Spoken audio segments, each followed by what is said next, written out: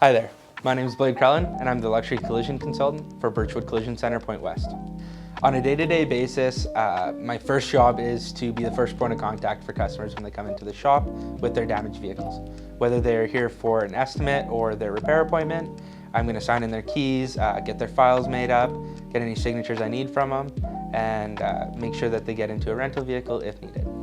What got me into the automotive industry was seeing the success that my older brother Boston was able to have. When he first started, he was at the Birchwood Collision Centre, which I'm currently at, and is now a product advisor for Jaguar Land Rover. The best part of my role is the team that I work with.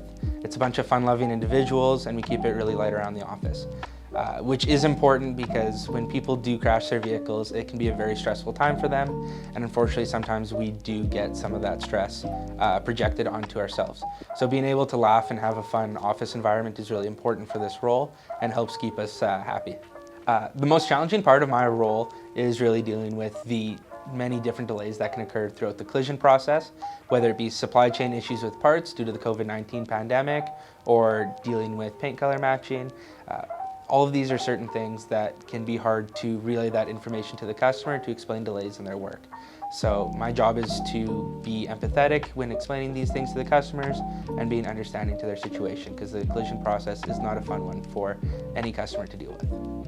What I like best about working for Birchwood is having the opportunity to grow. When I first started with Birchwood at Jaguar Land Rover, I was a lot attendant and detailer, and then from there I moved up to a service valet driver, and then after that I was a service administrator, and I even spent some time as a parts shipper receiver.